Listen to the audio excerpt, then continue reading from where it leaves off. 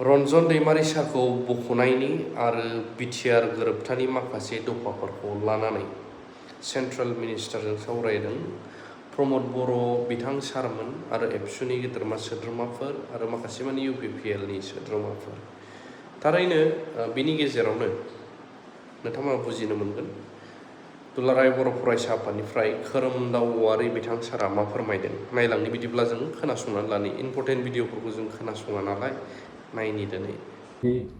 सिगनेटरि अर्गानाइजेशंस आरो दुजन एमपि आमार लोकसभार जयন্ত बसुमतारी डांगरिया और राज्यसभार प्रमोद बर' डांगरिया हिहतर लगत आरो आमार साक्षात्कार হয় मिटिंग হয় minister of state home Nityanand रायर उपस्थितित आरो तेवर जी आमार उपस्थितित तेवर ওচৰত আমি অৱগত কৰাই যে এটা বিটিআৰ একৰ্ডৰ যেহেতু বিভিন্ন দফা আমাৰ আধৰুৱা হৈ আছে, ইয়াৰ মূল দফাটো আমি তেওঁৰ হাতত বা তেওঁৰ লগত আলোচনা কৰি এটা সমাধান ওলোৱাৰ ক্ষেত্ৰত বা সমাধানত অনাৰ ক্ষেত্ৰত আমি সকলোৱে একজোট হৈ আমি দাবী জনাইছোঁ। কিয়নো বিটিআৰ চুক্তিখনৰ আজিলৈকে আমাৰ 6 বছৰ উকলি গ'ল।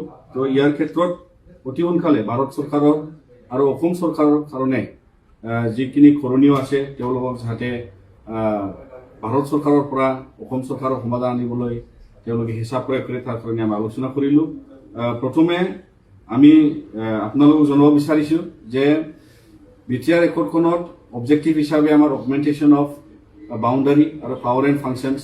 তো ইয়াৰ বিষয়ে যিহেতু অসমৰ ক্ষেত্ৰত বাউণ্ডাৰীত ভিলেজ ইনক্লুজনৰ কাম আধৰুৱা হৈ আছে, শোণিতপুৰ বিশ্বনাথ লখিমপুৰ শিমলুগুৰি আৰু বিটিচি চুক্তিৰ যে 95 ভিলেজেছ আছিলে সেইটো এতিয়ালৈকে অন্তৰ্ভুক্ত কমপ্লিটলি হোৱা নাই।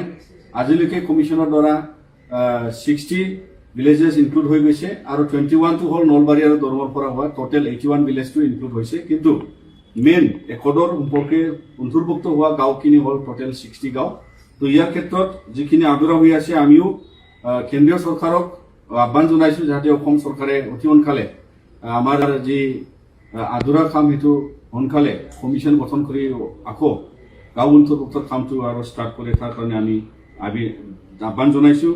আৰু লগতে যিহেতু ভাৰত চৰকাৰৰ হাতত 125 এমেণ্ডমেণ্টৰ যি এটা প্ৰচেষ্টাটো পেণ্ডিং হৈ আছে, তো ইয়াৰ ক্ষেত্ৰত যাতে সমাধান আনি আমাৰ বিটিআৰৰ এতিয়াৰ যি বিটিআৰ একৰ্ডৰ লগত যিটো 60 কনষ্টিটুৱেঞ্চি বঢ়াব লাগে, ছাবজেক্ট এডিশ্যনেল তাত অন্তৰ্ভুক্ত হ'ব লাগে, লগতে যি 280 আৰ্টিকেল এমেণ্ড কৰি ফাইনেন্সৰ ক্ষেত্ৰত যাতে কেন্দ্ৰীয় চৰকাৰৰ পৰা যিমান পুঁজি বা বড়োলেণ্ড ছিক্সডেল কাউন্সিল হিচাপে পাব লাগে সেইখিনি যাতে এটা সুবিধা হয় তাৰ কাৰণে 125 এমেণ্ডমেণ্টটো হ'ব লাগে বুলি আমি দাবী জনাইছোঁ। যিহেতু চলি থকা এতিয়াৰ যি ছেছন এইটো শেষ হ'বলৈ গৈছে, কিন্তু অনাগত দিনত যি আমাৰ উইণ্টাৰ ছেছন আহিব তাত যাতে তেওঁলোকে সেইটো আনি দিয়ে তাৰ কাৰণে আমি অনুৰোধ জনাইছোঁ। লগতে ইয়াত যিহেতু আমাৰ লগত যিহেতু NDP প্ৰাক্তন আমাৰ লিডাৰশ্বিপ ছিগনেটৰী হিচাপে তেওঁলোকে উপস্থিত আছে আৰু আমিও এটা মূল দাবী আমি ৰাখিছোঁ। যিহেতু চাকৰকাৰী হিচাপে ছিগনেটৰী হিচাপে যিহেতু ৰঞ্জন दैमारि ডাঙৰীয়া তেওঁ এতিয়াও যিহেতু CBIৰ কোৰ্টৰ কনভিকশ্যনত বা সুপ্ৰিম কোৰ্টত এপিল কেছ চলি আছে, ইয়াৰ বিষয়ে আমি আহ্বান জনাইছোঁ যে তেওঁলোকে চেণ্ট্ৰেল গভৰ্ণমেণ্টৰ পৰা ইণ্টাৰভেনশ্যন কৰি তেওঁলোকক যাতে ৰেহাই দিব লাগে আৰু তেওঁলোকক জেলৰ পৰা বা কনভিকশ্যনৰ পৰা ৰেহাই দি তেওঁলোকক মুকলি আকাশত আনিব লাগে তাৰ কাৰণে আমি আহ্বান জনাইছোঁ। আৰু বিভিন্ন কেছ যোনবিলাকে আন আমাৰ নেবাৰিং ষ্টেটত পেণ্ডিং হৈ আছে সেইটো যাতে তেওঁলোকে সমাপ্ত কৰে আৰু হেনিয়াছ যিটো কেছ আছে অসম চৰকাৰৰ হাতত বা এই বিষয়ত যাতে আমাৰ সকলো এক্স NDP মেম্বাৰ্ছ যিমান চুক্তিৰ পাছত যিহেতু এটা শান্তি পৰিৱেশ আৰু যিহেতু এটা নৰ্মেল লাইফৰ অহাৰ ক্ষেত্ৰত এইটো যাতে তেওঁলোকে এইটো সুবিধাটো ৰাখে।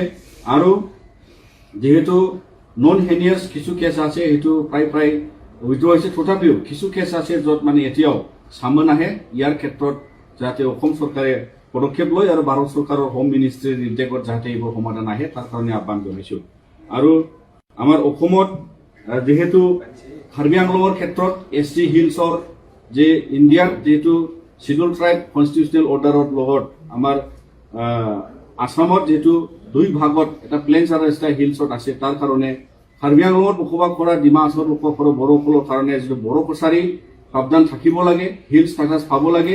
ইয়াৰ ক্ষেত্ৰত আমি ভাৰত চৰকাৰক ৰিমাইণ্ড কৰিছোঁ যে তেওঁলোকে এইটো আমাক প্ৰয়োগ কৰিব লাগে, যিহেতু বিভিন্ন সমস্যা আজিলৈকে আহি পৰিছে চেঞ্চাছৰ কথা আৰু বেলেগ পৃথককৈ আহিলে, আৰু অনাগত দিনত তেওঁলোকৰ যিটো ছ'চিঅ' পলিটিকেল আৰু এডুকেশ্যনেল আৰু এমপ্লয়মেণ্ট ৰাইটছ সেইটো তেওঁলোক বঞ্চিত হ'বলৈ গৈ আছে। ইয়াৰ ক্ষেত্ৰত আমি বহুত চিৰিয়াছ আৰু ভাৰত চৰকাৰে এইটো সমাধান আনিবৰ কাৰণে আহ্বান জনাইছোঁ।